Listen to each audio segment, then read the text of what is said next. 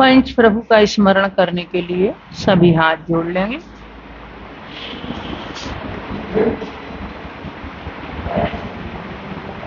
ओम नमः सिद्धेभ्यः।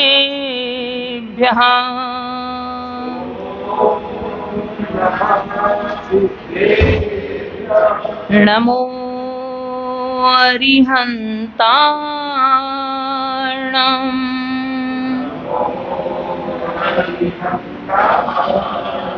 नमो सिद्धाणं।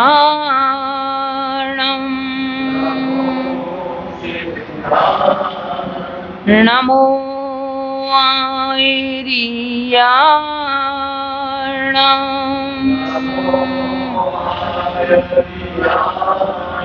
नमो वज्रायाणं।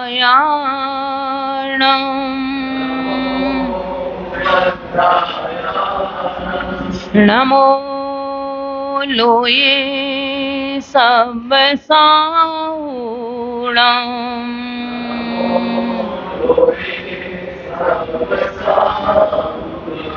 पंच परमेष्ठी भगवान की, 24 तीर्थंकर भगवान की, परम पूज गुरुवर आचार्य श्री विद्याभूषण सन्मति सागर जी महाराज जी की, द्वादशांग जिनवाणी माता की,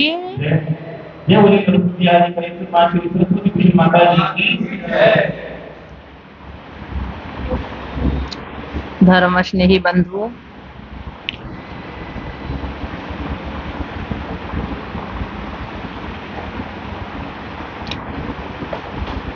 पुण्य पाप शतक के माध्यम से महापुरुषों की जीवनचर्या से हम परिचित हो रहे हैं। उन्होंने अपने जीवन को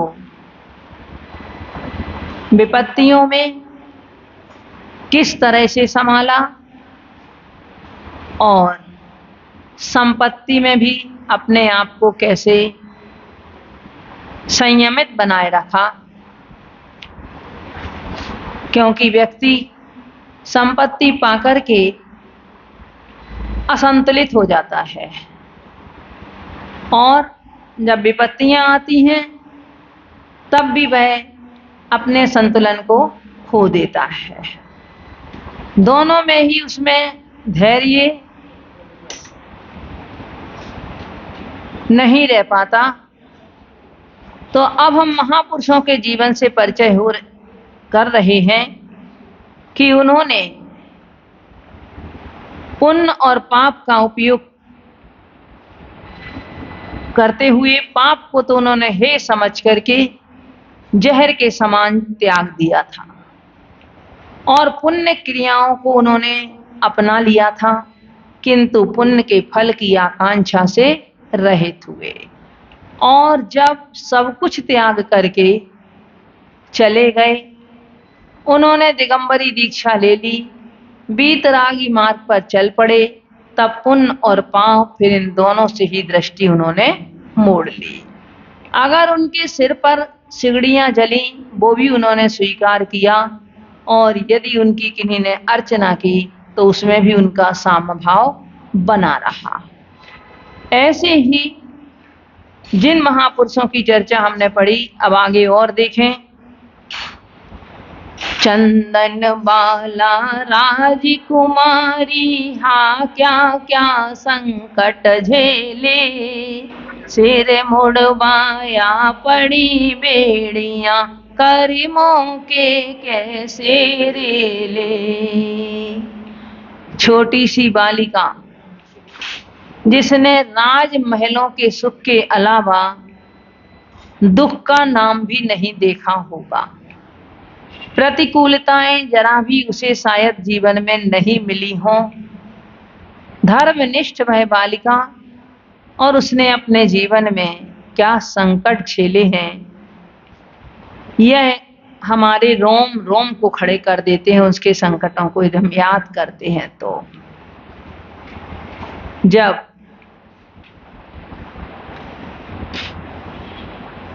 सेना ने युद्ध में उनके पिता की मृत्यु हो गई, मां सेनापति के साथ में अपने बेटी को लेकर के कि वह सेनापति हमारी रक्षा करेगा। अभी तक जो रक्षा कर रहा था वही सेनापति जंगल में जाकर के उसका शील हरण करने के लिए तैयार हो जाता है, उसकी मां का। किंतु मां अपने शील की रक्षा में उसी सेनापति की वह तलवार अपने हाथ में लेकर और उससे अपने सीने में घोंप लेती है, परंतु अपने शील को भंग नहीं करने देती। अब अकेली चंदनबाला रह जाती है, क्या करें। अब वो दुष्ट सेनापति सोचता है कि ये बालिका मैं उसके लिए बाजार में खड़ा कर देता है बेचने के लिए। वेश्या उसको खरीद करके ले जाती है और वेश्या अपने जैसे कुकर्म करती थी वैसे इससे कराना चाहती है, परंतु चंदनबाला अपने पुण्य के उदय से वहां से निकल आती है और वह एक सेठ के लिए बेच दी जाती है।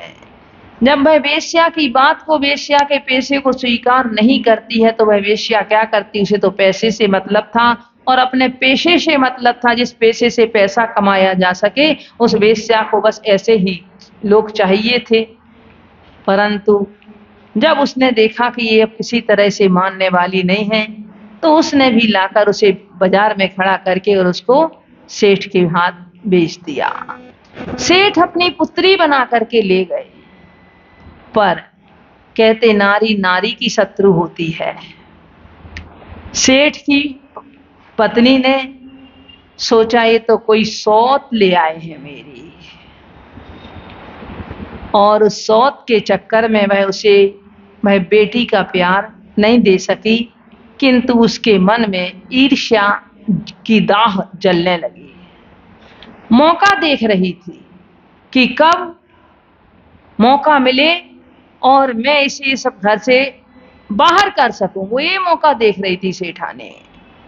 जैसे ही सेठ 2 दिन के लिए जाते हैं वह उसको अपने घर की काल कोठरी में बंद कर देती है। बाल जो सेठ उसके पैर धोते हुए सहला रहे थे सेठ बाल, तो उसने देखा कि ये बाली शरीर की, क्योंकि बाली शरीर के चेहरे की सुंदरता को बढ़ाते हैं, तो नाई को बुला करके उसका मुंडन करा दिया, उसके सारे के सारे बाल मुड़वा दिए और हथकड़ी बेड़ी डाल करके खाने को उसके लिए क्या था, धान के छिलके, चने के छिलके उसके लिए एक सूप में रख दिए। अब कई दिन हो गए उसके लिए, किंतु वह समय उसने अपना धर्माराधना में निकाला। दुखी भी हुई होगी ऐसा नहीं है, किंतु दुखी भी हुई होगी तो प्रभु का नाम ले करके कि हे प्रभु, एक कौन से कर्मों का मेरा उदय है, कोई मेरे साथ यद्यपि कुछ करने वाला नहीं, ये मेरे स्वयं के पाप कर्म का उदय है। मैं कब अपने इन पाप कर्मों के बंधन से मुक्त होंगी। पहले तो मेरे पाप कर्मों का ही बंध था, उसी ने ये बंधन में मुझे डाला है। वीर प्रभु की भक्ति करती है तो उसने इस तरह से संकट झेले और ऐसे संकट झेलते हुए, किंतु अशुभ कर्म जब उसी तरह से होता है जिस तरह आपने देखा होगा कि दीपक जब बुझने को होता है तो वह तेज भभकता है। इसी तरह जब जिस जीव के कर्मों का समन होना हो, जब उसके अशुभ कर्म को शांत होना हो, तो पहले बड़ी तीव्रता से वह कर्म उदय में आता है। जब वो उत्कृष्टता तक पहुंच जाता है तब कहीं फिर लेकर के वहां से फिर वो शांत होता है। उसका भी वह अशुभ कर्म का फल जो उसे मिल रहा है वो उत्कृष्टता तक पहुंच चुका था, किंतु जब पुण्य का उदय अब आना शुरू होना था उसका, तो उसी पाप की अवस्था में भी क्या पुण्य का उदय आता है, अपन इसको देखें। पुण्योदय में महावीर से मुनिवर को आहार दिया, यश पाया था अखिल विश्व में, बनियार का शौक लिया। जब पुण्य कर्म का उदय आया तो तीर्थंकर भी दरवाजे पे आ गए, उसकी हथकड़ी और बेड़ियां भी टूट गईं पुण्य के प्रताप से। क्योंकि वैसे आप लोगों ने पढ़ा भी होगा कि तीर्थंकर के सानिध्य में समो शरण में भी 100 योजन दूर तक सुकाल हो जाता है। अगर कोई दुखी दरिद्री हो तो वो सुखी हो जाता है। तो जब भगवान महावीर मुनिराज की अवस्था में जब वह आते हैं, आहार के लिए निकलते हैं, तो पड़गहन कहाँ होता है? कटघरे में। घर की काल कोठरी में वह चंदन वाला पड़ी रो रही थी। पर जैसे ही मुनिराज महावीर का वहां आना हुआ, उसकी हथकड़ी और बेड़ियां टूट करके गिर पड़ी। 2-3 दिन की, 4 दिन की जब से भी भूखी प्यासी वह बालिका, वह खिसक खिसक के आकर के वह मुनिराज का पड़गाहन करती है। पर मुनिराज के प्रताप से, क्योंकि वह कितनी रिद्धियों के धारी थे, वह 63 रिद्धियों के धारी थे। ऐसी उन 63 रिद्धियों के धारी वह मुनिराज जब आते हैं द्वार पर, तो सब कुछ परिवर्तित हो जाता है। उसकी हथकड़ी बेड़ियां ही क्या, उसके कर्मों की बेड़ियां, शुभ कर्मों की टूट जाती हैं। मुनिराज का आहार होता है। सारे विश्व में यश फैलता है चंदन वाला का। और वह चंदन वाला जिस माँ ने उसके लिए काल कोठरी में डाला था, वह भी आकर के उनके चरणों में क्षमा याचना करने लगती है। शत्रु जब देख लेता है कि सामने वाला पुण्यवान है, उसकी गलती नहीं है, तब वो अपने आप चरणों में नतमस्तक हो जाता है। तो यश पाया था अखिल विश्व में, बनी आरिका सौख लिया। और बाद में वही भगवान महावीर स्वामी के समो शरण में आरिका पद को लेकर वह सर्वश्रेष्ठ, अर्थात जितनी भी आरिकाएं वहां थीं, उनमें सबसे प्रमुख आरिका बनी। भरतेश्वर ने 60 खंडों को पुण्य योग से जीता था। नवनिधि 14 रत्न समागम धर्मामृत को पीता था। भरतेश्वर ने पुण्य योग से 6 खंडों पर विजय प्राप्त की। चक्रवर्ती के लिए मार काट नहीं करनी पड़ती है। 6 खंडों पर भी विजय प्राप्त करने में उसे मार काट नहीं करनी पड़ती। देवों के लिए भी अपना अस्तित्व बताने के लिए वह एक बाण छोड़ते हैं। समुद्र में भी जिन देवों का महल बना हुआ है, उस समुद्र देव को वश में करने के लिए भी वह उनके महल के कलश से टकराता है और उसकी टंकार इतनी तेज होती है, वह देव सोचता है कौन आ गया मेरा दुश्मन, यहाँ इस समुद्र में भी कौन आ गया। पहले उसे क्रोध आता है, किंतु जब जैसे वो सुनता है कि चक्रवर्ती आ गया है, तो वह चक्रवर्ती के आगमन में उनका सम्मान करने के लिए और उनका आदर करने के लिए उनको भेंट लेकर के उनके चरणों में पहुंच जाता है। ऐसे ही वह चक्रवर्ती जहां जहां भी जाते हैं, राजा लोग स्वयं उनके पुण्य के कारण से उनके आगे नतमस्तक हो जाते हैं। तो ऐसे पुण्य योग से उन्होंने 6 खंडों को जीता। नवनिधि 14 रत्न समागम धर्मामृत को पीता था। 9 निधियां और 14 रत्न। 9 निधियों में एक एक निधि का स्वामी 1,000 देव होते हैं। 1,000 देव उन निधियों की सुरक्षा करते हैं। और 14 रत्न में से, जिसमें 7 चेतन रत्न होते हैं और 7 अचेतन रत्न होते हैं। सेनापति, पटरानी आदि, उनका बड़ई आदि काम करने वाले, ये सब 7 उनके चेतन रत्न होते हैं और 7 अचेतन रत्न होते हैं। इन सभी रत्नों का उपभोग करता हुआ वह धर्म रूपी अमृत का भी पान करता था। धर्म को नहीं छोड़ता था। जब संगम देव को भी उन्हें बस में करना था समुद्र के, तो उन्होंने 8 दिन के लिए उपवास किए और 8 दिन के लिए उपवास करके वहीं अपना जो उनके रत्न होते हैं उन रत्नों के माध्यम से, निधियों के माध्यम से सारी व्यवस्थाएं होती चली जाती थी। देव लोग वहां सारी व्यवस्थाएं करते हैं कि सबको सेना का पड़ाव डलना है तो उन्हें किस तरह से तंबू आदि बनाना है, सब काम उनके व्यवस्थित चलते थे। तो चक्रवर्ती 8 दिन के उपवास करने के लिए वह समुद्र के तट पर बैठे और 8 दिन का उपवास करने के बाद में उन्होंने अपने में वह शक्ति जगाई और उस शक्ति के माध्यम से, उन पुण्य के माध्यम से तो धर्मामृत का ऐसे भी पालन करते थे। वह डेली में भी वह जिस समय गुरुओं के आहार की बेला होती थी उस समय मंगल कलश लेकर के अपने आंगन तक आते थे। अपने सेवकों से कह देते थे मेरे ऊपर कोई छत्र नहीं लगाएगा, मेरे लिए कोई चंवर नहीं ढुलाएगा। उस समय वो अपनी वो चरण पादुका भी पहन करके नहीं खड़े होते थे और आकाश की ओर देखते थे पीतांबर वस्त्रों में कि वह कब कोई मुनिराज शायद चारण रिद्धिधारी आ जाए आकाश मार्ग से और मैं उनको आहार करा के मैं स्वयं भोजन करूं। सामायिक के समय पर अपनी सामायिक करते थे, स्वाध्याय करते थे, ध्यान करते थे, रानियों से भी वार्तालाप करते थे। जब तो उनमें भी कभी राग की बातें भी होती होंगी किंतु उनके लिए भी वह उपदेश भी देते थे, उनके माध्यम से वह स्वाध्याय भी करते थे। ध्यान में बिल्कुल ऐसे लीन हो जाते थे जैसे मुनिराज हों।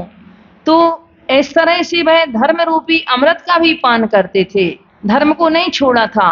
अपन लोग तो कहें हमारे पास में तो 6 खंड के राजा थे और यहाँ 6 कमरे का मकान भी मुश्किल है आज, है ना। पर वो 6 खंड के राजा होने के बाद में भी इतने निर्विकल्प थे और हम 6 कमरे का मकान भी हमारे पास नहीं है, फिर भी हम विकल्पों से जुड़े हुए हैं निरंतर, हमें उसमें भी चैन नहीं है। तो लोग कह देते हैं कि उनके पास तो इतना बड़ा वैभव था, इतनी रानियां थी, पर जब उनने छोड़ा तो उन्हें अंतर मुहूर्त में केवल ज्ञान हो गया। तो हम भी छोड़ेंगे, हमें छोड़ने जब उन्हें अंतर मुहूर्त लगा तो हमें तो और भी कम देर लगेगी। क्यों? उनका तो इतना वैभव था, इतना परिकर था, तो उन्हें जब अंतर मुहूर्त लगा अर्थात 48 मिनट के अंदर अंदर का समय, तो हमें तो और भी कम देर लगेगी। उन्होंने भी भोगा तो हम भी अभी भोग रहे हैं और उसके बाद में जब हमारे भी वैराग आएगा तो हम भी इस तरह से कर लेंगे। परंतु ऐसा नहीं है। अपनी कमी को ढांक लें, अपनी कमी को ढांक लें, आगम कभी मत मोड़ना और भरतेश का दृष्टांत दे बहुसंग को मत जोड़ना। हम भरत स्वामी का दृष्टांत देकर के ऐसा नहीं कि उनके पास इतना वैभव था तो हम बहुत संग को जोड़ते रहें, अरे हमें भी हो जाएगा, उनसे तो हमारा एक पॉइंट परमाणु बराबर भी हमारे पास वैभव नहीं है जितना उनके पास में था, तो हमें भी बहुत जल्दी हमारा भी कल्याण हो जाएगा। परंतु उनकी भरत चक्रवर्ती की उनकी चर्या देखो, उनका आचरण देखो कि वह क्या थे। हम छोटी छोटी सी वस्तुओं के पीछे और ना जाने कितने लड़ाई झगड़े विवाद, कितने विकल्प अंतर्जल्प करते रहते हैं, परंतु वह इतना सब परिग्रह होने के बाद में भी और वह घर में बैरागी की तरह थे। ऐसा नहीं कि राज्य नहीं संभालते थे, राज्य संभालते थे, परंतु जिस समय उनका सामायिक का समय होता था उस समय सामायिक भी करते थे। जिस समय आहार दान देने का समय होता था उस समय वो भी करते थे। जिस समय पूजन का समय होता था उस समय पूजन भी करते थे। और हम जरा जरा सी बात में सबसे पहले यदि छोड़ते हैं, अगर कोई रिश्तेदार आ गया, बहन बेटी आ गई, तो क्या करें, बेटी आई है इसलिए मंदिर नहीं आ पा रहे हैं। बेटी आपके शुभ के लिए आई कि अशुभ के लिए आई, ये बताओ। उसने आपका आके मंदिर और छुड़वा दिया आपका, अरे उस समय आपकी एक वो होना चाहिए कि बेटा चलो मंदिर, तुम भी चलो और मैं भी चल रही हूँ। नहीं, फिर तो होटल जाना है, घूमने जाना है, मॉल जाना है, क्योंकि बेटी आई, दामाद आए, रिश्तेदार आए तो उनको वहां ले जाना है। अरे तो इसका मतलब है कि जो हमारे अपने हैं, तो कहते घर का रागरह बनिता बेड़ी, परिजन है रखवाले। ये हमारे लिए समझ लो पाप कर्म के उदय में ही कारण बन रहे हैं, हमें पुण्य में कारण, पुण्य से छुड़ा रहे हैं, हमें धर्म से छुड़ा रहे हैं।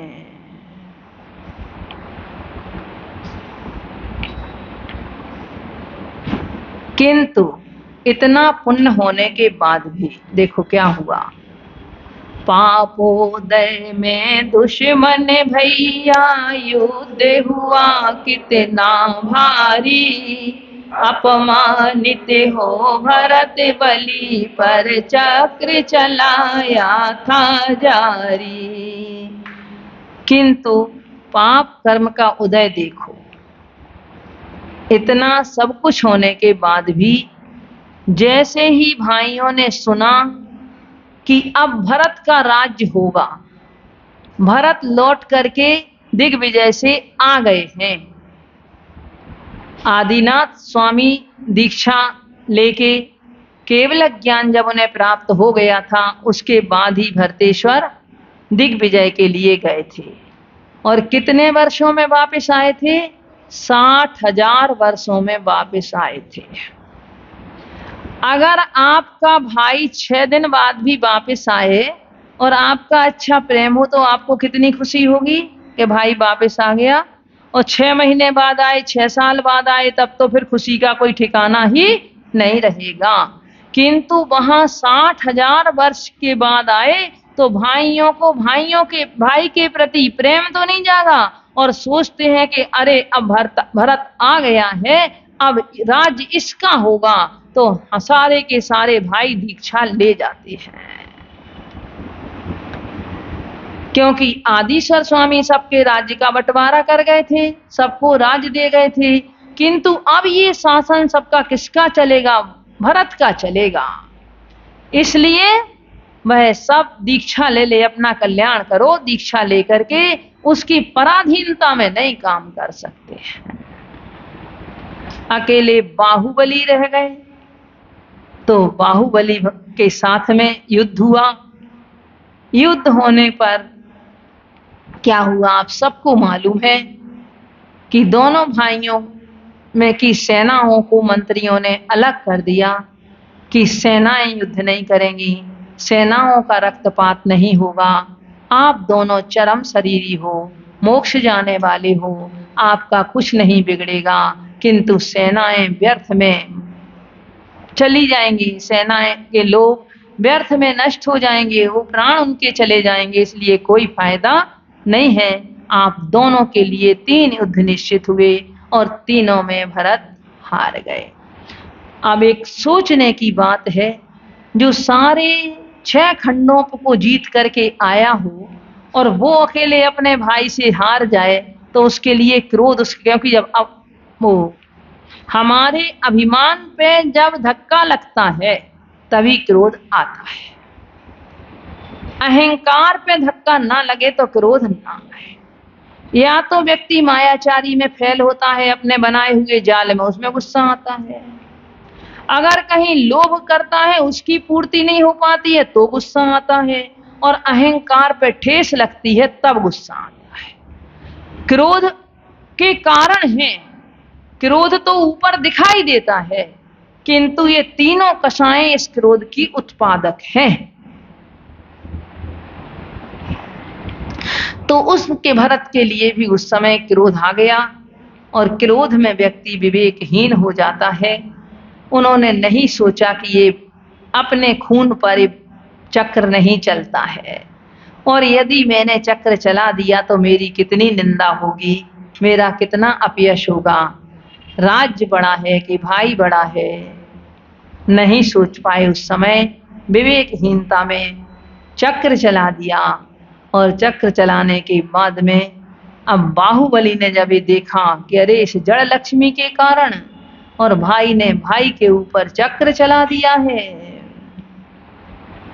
बाहुबली के कदम नहीं रुके और वह दीक्षा लेकर के चले गए। तो ये कि इतना पुण्य उदय होने के बाद में भी और अंत में कहां से उनका ऐसा कोई ना कोई कर्म तो बांधा हुआ था।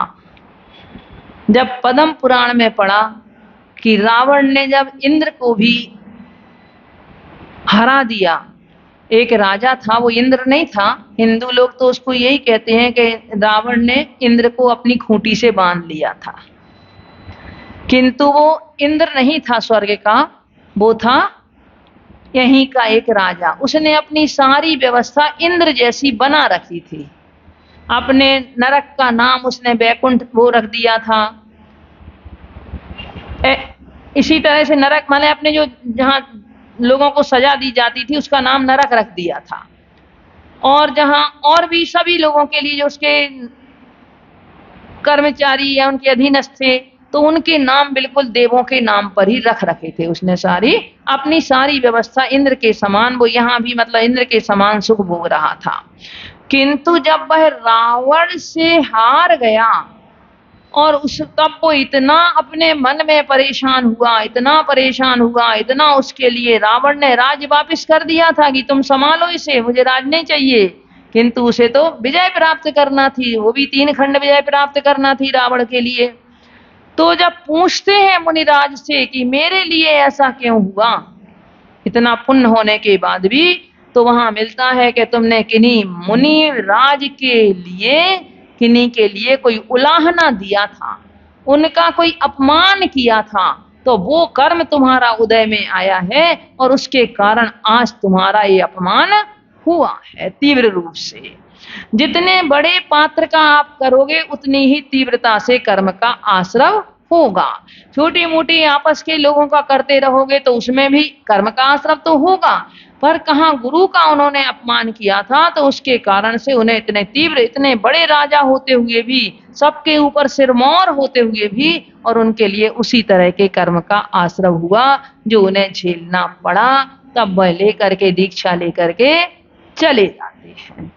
तो इसी तरह से भरत का भी कोई ना कोई इस तरह का कर्म का उदय होगा। समय आपका हो गया है तो और आगे अपन अलग कल देखेंगे। अब ओम नमः सिद्धेभ्यः।